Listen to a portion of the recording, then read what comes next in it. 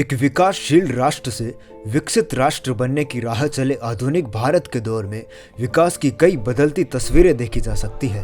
भारत में वाहन सुरक्षा का मुद्दा दशकों से सरकार के जुमलों के उस ठंडे बस्ते में पड़ा है जिसे चुनावी दौर में भी छुआ तक नहीं जाता।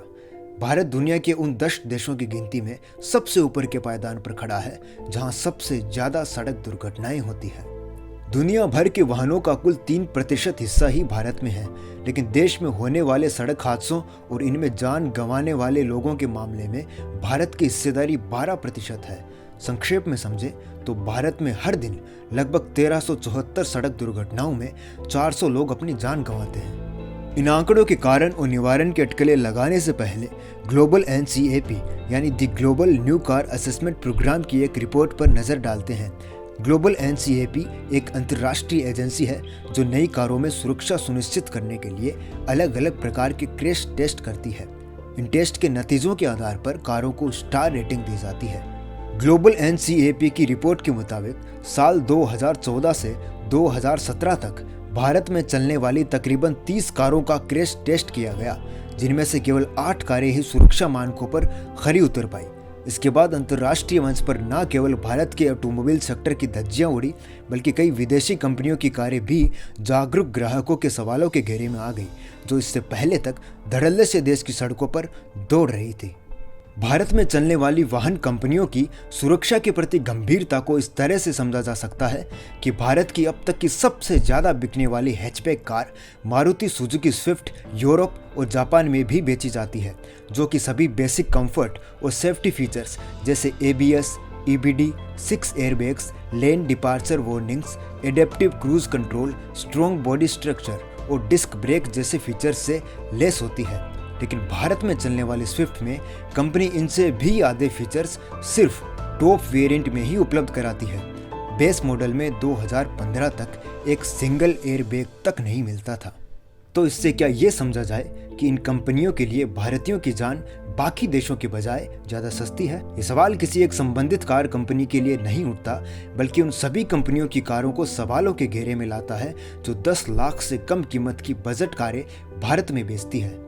फोक्सवैगन पोलो और फोर्ड फिगो को भी मारुति सुजुकी स्विफ्ट की तरह ही 0 स्टार रेटिंग दी गई थी, लेकिन फोक्सवैगन ने मामले में अपनी क्षतिपूर्ति करते हुए जल्द ही पोलो के सभी वेरिएंट्स में एयरबैग अनिवार्य रूप से जोड़ दिए। 2018 में ग्लोबल NCAP के safer cars for India campaign के तहत टाटा नेक्सॉन को 5 स्टार रेटिंग दी गई।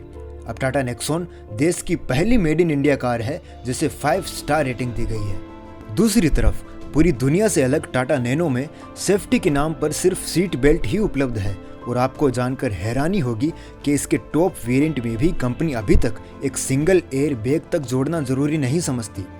ऐसे ही कुछ गिनी चुनी कंपनियां ग्राहकों की जान की सुरक्षा सुनिश्चित करने के बजाय सरकार के कठोर नियम कायदे उन पर थोपे जाने का इंतजार करना बेहतर समझती है।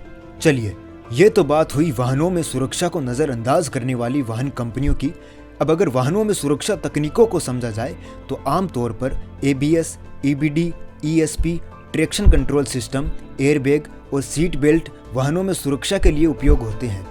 एयरबैग को छोड़कर ये सभी सेफ्टी फीचर्स एक्टिव सेफ्टी यानी वाहन को दुर्घटना से रोकने में मदद करते हैं।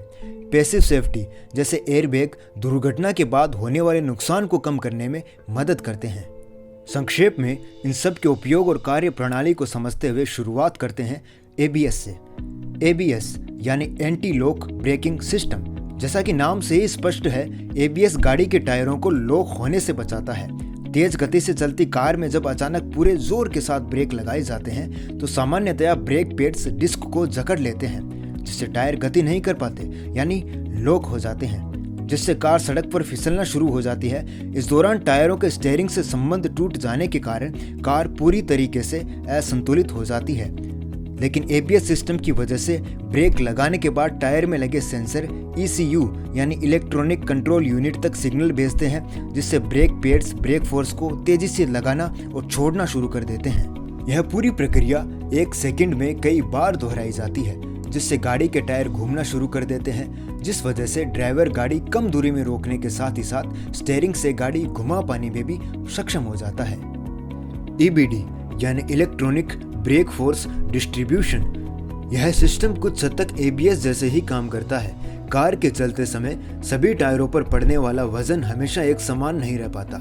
जैसे अगर कार में केवल ड्राइवर और को पैसेंजर ही बैठे हैं तो जाहिर है कि आगे के टायरों पर ही ज़्यादा वजन रहेगा और कार को सही ढंग से रोकने के लिए आगे के टायरों पर ही ज़्यादा ब्रेक फोर्स की भी ज़रूरत रहेगी। सरल भाषा में हर स्थिति में सभी टायरों पर पड़ने वाले वजन के हिसाब से ही सही ब्रेक फोर्स की भी ज़रूरत रहती है। ईबीडी सिस्टम इसी ब्रेक फोर्स के लिए काम करता है। कार के टायरों में लगे सेंसर उन पर पड़ने वाले वजन के सिग्नल को ईसीयू कंप्यूटर यानी इलेक्ट्रॉनिक कंट्रोल यूनिट तक भेजता है। यहाँ पर ईसीयू इन सिग्नल्स को पढ़कर ब्रेक पैड्स की तरफ भेज देता है, जिनसे टायरों को उनकी ज़रूरत के हिसाब से ब्रेक फोर्स भी मिल जाता है और आखिर में कार में ड्राइवर बिना संतुलन खोए ब्रेक लगा पाने में सक्षम हो जाता है। कार के टायर सेंसर, ईसीयू और ब्रेक के बीच की यह पूरी प्रक्रिया कुछ ही नैनो सेकंड्स में खत्म हो जाती है। ईएसपी यानी इलेक्ट्रॉनिक स्टेबिलिटी प्रोग्राम।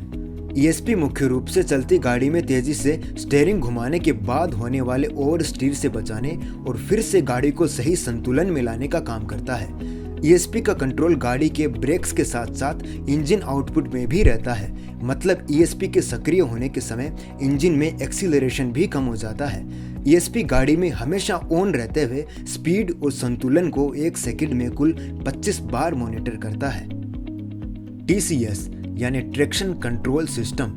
टीसीएस गाड़ी के टायर को चिकनी और कमजोर सतह पर एक ही जगह घूमने से रोकता है। Electronic control unit tyre sensor के सिग्नल के अनुसार गाड़ी के टायर में टॉर्क को कम करता है और ब्रेक फोर्स को बढ़ाता है, जिससे तेजी से एक ही जगह घूमता टायर बाकी टायरों की गति के सापेक्ष घूमने लगता है। Traction control system of road condition में गाड़ी को फंसने से रोकने के साथ साथ गाड़ी के तेजी से एक्सीलरेट होते समय बनने वाले असंतुलन को भी रोकता है। एयरबैग एक्सीडेंट के वक्त ड्राइवर और पैसेंजर के शरीर के ऊपरी भाग पर चोट लगने के खतरे को कम करता है। एक सामान्य एयरबैग प्रणाली में एक्सीलरोमीटर गाड़ी के एक्सीलरेशन और डी एक्सीलरेशन को सेंस करता है। व्हीकल स्पीड सेंसर गाड़ी की स्पीड को सेंस करता है और ब्रेक प्रेशर सेंसर ब्रेक्स लगने की इंटेंसिटी को सेंस करता है।